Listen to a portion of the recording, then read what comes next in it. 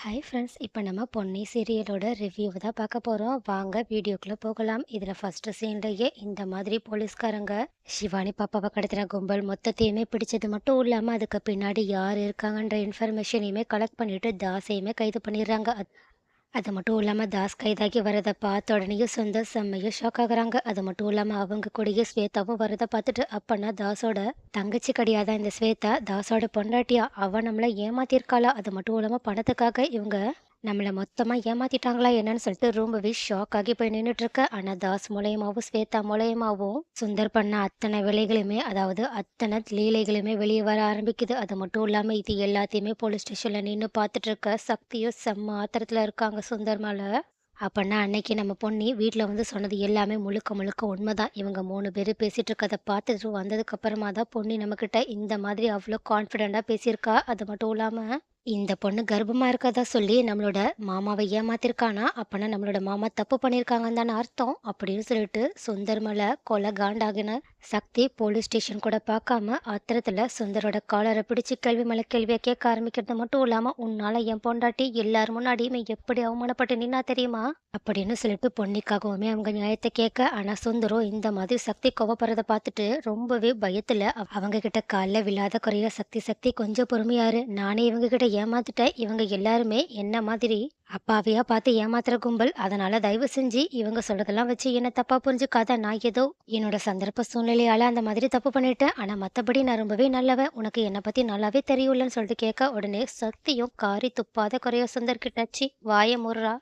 நீ எப்பேர்ப்பட்ட ஆளுன்றது எனக்கு ஏற்கனவே தெரியும். நீ எல்லார்கிட்டயுமே ஏமாத்தி பணத்த தான் எங்களோட குடும்பத்துக்கிட்ட இருந்து திருடிட்டு இருந்தேன்னு பார்த்தா, எங்களோட குடும்ப மானத்தையே வாங்குற அளவுக்கு ஒரு கேவலமான செயல செஞ்சுட்டு மட்டும் இல்லாம, அன்னைக்கு பொன்னி வந்து சொன்னதுக்கு அப்புறமா குடும்பத்து முன்னாடி என்னம்மா நாடகம் ஆடுன? ஏன் தற்கொலை நாடகம் வரைக்கும் போயிட்டல்ல? அப்பன்னா நீ எந்த அளவுக்கு கேவலமான ஆளு, எந்த அளவுக்கு பிளான் போட்டு எல்லாரையுமே ஏமாத்துற ஆளுன்றது எனக்கு நல்லாவே புரிஞ்சு போயிடுச்சு. அது மட்டும் இல்லாம பொன்னி, உன்ன பத்தி இந்த விஷயத்த மட்டும் இல்ல, இதுக்கு முன்னாடி நீ என்னலாம் பண்ணியிருக்கன்னு சொல்லிட்டு எல்லாத்தையுமே என்கிட்ட சொல்லிட்டா. அதனால இதுக்கப்புறமாவும் நீ நடிக்கிறத விட்டுட்டு, அடுத்து வீட்ல என்ன நடக்க போதுன்றத மட்டும் பாருன்னு சொல்லிட்டு உடனடியா அவங்க வீட்டுக்கு கிளம்பி உண்மைய சொல்றதுக்காக போக, அப்ப கரெக்ட்டா கோவிலுக்கு போயிட்டு பரிகாரம் பண்ணிட்டு எல்லாருமே வீட்டுக்கு வந்துடுறாங்க. அது மட்டும் இல்லாம சக்தி ரொம்பவே டென்ஷனோட இருக்கிறத பார்த்த பவானியும், "என்னடா அதான் குழந்தை கிடைச்சிட்டால்ல?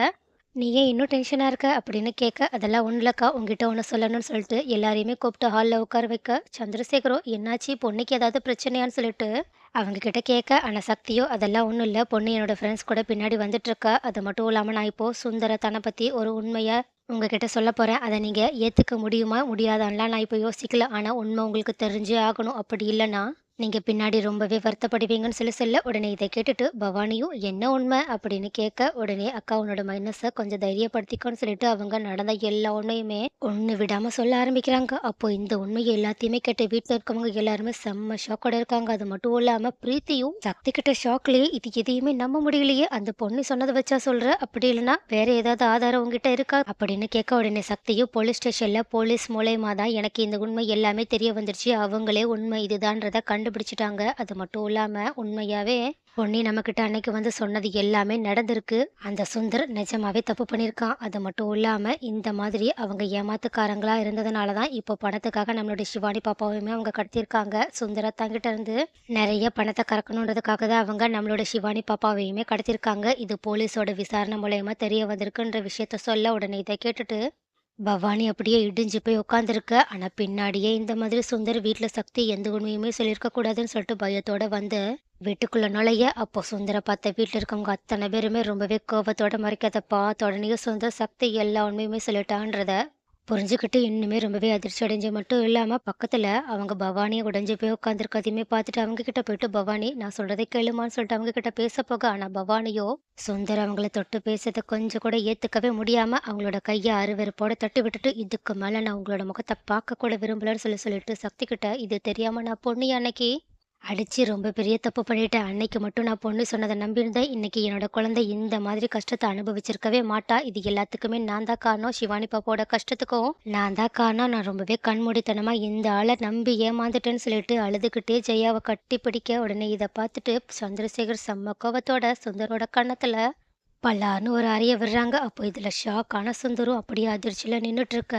அதே மாதிரி தான் வீட்ல இருக்கவங்க எல்லாருமே அதிர்ச்சியில உறைஞ்சு போய் நின்னுட்டு இருக்காங்க. ஆனா, அப்போ கரெக்ட்டா சக்திக்கு அவங்களோட ஃப்ரெண்ட்ஸ் கால் பண்ண, அத எடுத்த சக்திய செம்மையா ஷாக் ஆகுறாங்க. அப்போ இந்த மாதிரி ஃபோன் எடுத்தோனயே சக்தி ஷாக் ஆகுறத பார்த்த சந்திரசேகரும், "என்னாச்சு சக்தின்னு?" சொல்லி கேட்க, உடனே இந்த மாதிரி சக்தி, "பொன்னிக்கு ஏதோ உடம்பு சரியில்லையா? அவ மயங்கி விழுந்துட்டாளாம். அவள ஹாஸ்பிட்டலுக்கு கூட்டிட்டு போயிட்டு என்னோட ஃப்ரெண்ட்ஸ் அட்மிட் பண்ணியிருக்காங்களாம். அவளோட நிலைமை எப்படி இருக்குன்னு தெரியலன்னு" சொல்லிட்டு வருத்தத்தோட சொல்ல, உடனே இத கேட்டுட்டு பதறி போன பவானியும், "நான் பொன்னிய இப்ப பார்த்தே ஆகணும்னு" சொல்லிட்டு கேட்க, உடனே சக்தியுமே பவானிய அவங்க கூட கூட்டிட்டு போக சம்மதிச்சது மட்டும் இல்லாம, ஜெயாவுமே நானும் பொன்னிய பார்த்தாகணும். ஏன்னா, அவ என்னதான் தப்பானவளா இருந்தாலும், அவளால தான் இந்த மாதிரி ஒரு கேவலமான ஒருத்தனோட முகத்தறியே கிழிஞ்சிருக்கு. அது மட்டும் இல்லாம என்னோட பேத்திய காப்பாத்த போய் தான் ஒரு வழியில இவளுக்கு இந்த மாதிரி ஆயிருக்கு. அதனால நானும் அவள பார்க்க வரது தான் சரியா இருக்குன்னு சொல்லிட்டு, அவங்களுமே சக்தி கூட கிளம்ப, அதே மாதிரி எல்லாருமே சக்தி கூட கிளம்பிட்டுருக்காங்க. அப்போ இது எல்லாத்தையுமே பார்த்துட்டு இருக்க பிரீத்தியும் சும்மாவே இந்த பொண்ணு ஆடுவா. ஆனா இப்போ இவ சொன்னது உண்மைன்னு சொல்லிட்டு தெரிஞ்சதுக்கு அப்புறமா, வீட்ல இருக்கவங்க எல்லாருமே பழச மறந்து இவ மேல மறுபடியுமே அக்கறை காட்ட ஆரம்பிச்சுட்டாங்க. அவ்வளதான் இவள கையிலேயே பிடிக்க முடியாதுன்னு சொல்லிட்டு,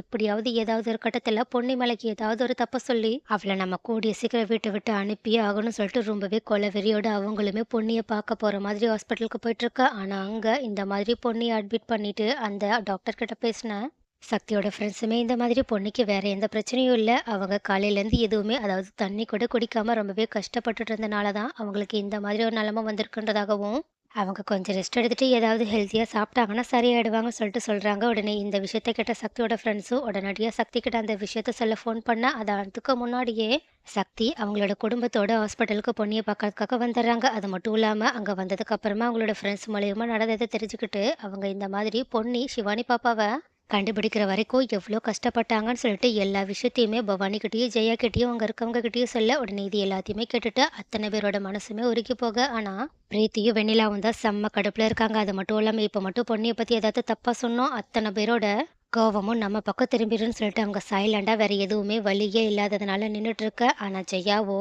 இந்த மாதிரி பொன்னி பண்ணான்னு சொல்லிட்டு கேட்ட உடனேயே மனசுருகி போய் நின்னுட்டு இருக்காங்க. அது மட்டும் இல்லாம பவானி அந்த பொன்னி நான் நினைச்ச அளவுக்கு மோசமானவ இல்லைன்றதை எனக்கு நிரூபிச்சு காட்டிட்டா. என்னதான் இருந்தாலும் அவ உன்னோட லைஃப்ல ஏதாவது தப்பு பண்ணியிருந்தாலும் என்னோட சிவானி பாப்பாவோட லைஃப்ல அவ முக்கியமான ஒரு விஷயத்த பண்ணியிருக்கா. அது மட்டும் இல்லாம அவ பண்ண இந்த உதவிய நான் வாழ்நாள் முழுக்க மறக்கவே மாட்டேன்னு சொல்லிட்டு பேசிட்டு இருக்க. அப்ப கரெக்டா உள்ள இந்த பொண்ணையுமே மயக்கத்துல இருந்து எந்திரிக்க. அப்ப இதை பார்த்துட்டு பவானி உடனடியா பொண்ணிய பார்த்து பேசுறதுக்காக உள்ள போனது மட்டும் இல்லாம மயக்கத்துல இருந்து எந்திரிச்ச பொண்ணுகிட்ட தயவு செஞ்சு என்ன மன்னிச்சிரு பொண்ணுன்னு சொல்லிட்டு கேட்க, உடனே இதை கேட்டுட்டு பொண்ணையுமே பாப்பாக்கு ஒன்றும் இல்லைல்ல, அவ நல்லா இருக்கால்ல, கண்ணு முழிச்சிட்டாளன்னு சொல்லிட்டு சிவானி பாப்பாவை பத்தி மட்டுமே முழுக்க முழுக்க பேசிட்டு இருக்கா. அப்ப இந்த மாதிரி ரொம்பவே அக்கறையோடையும் பாசத்தோடையும் பொண்ணு பேசுறதை பார்த்துட்டு இனிமே பவானி கதறி அழ ஆரம்பிச்சது மட்டும் இல்லாம தயவு செஞ்சு என்ன மன்னிச்சுன்னு சொல்லிட்டு பொண்ணியோட காலில் விழாத குறையா மன்னிப்பு கேட்க. அப்போ ஒண்ணுமே புரியாத பொண்ணையும் ஏன்க்கா இப்படி பண்றீங்கன்னு சொல்லிட்டு கேட்க, உடனே பவானி எனக்கு அந்த ஆளோட உண்மையான முகம் என்னன்னு தெரிஞ்சிருச்சு. நீ சொன்ன மாதிரி அவன் எவ்வளவு பெரிய கேவலமானவன்றதை நான் தெரிஞ்சுக்கிட்டேன். அது மட்டும் இல்லாம அன்னைக்கு நீ சொன்னதை நம்பாம போனதுனாலதான் எனக்கு இந்த மாதிரி ஒரு மிகப்பெரிய தண்டனையே கிடைச்சிருக்கு. அதுக்காக என்ன தயவு செஞ்சு மன்னிச்சிருன்னு சொல்லிட்டு கேட்க, உடனே இதை கேட்டுட்டு பொண்ணையும்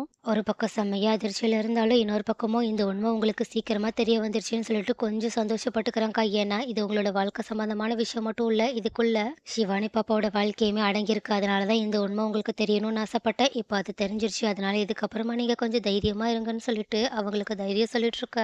அப்போ நடக்கிறது எல்லாத்தையுமே பார்த்துட்டு இருக்க ஜெயாவும் ரொம்பவே கஷ்டத்தோட மனசுருகி போய் பொன்னியவே பார்த்துட்டு இருக்கா. அப்போ இதை பார்த்துட்டு இருக்க பிரீத்தியும் வெண்ணிலாவும் கொள்ள காண்டிலையும் வயிற்றுச்சலையோட நின்றுட்டு இருக்காங்க.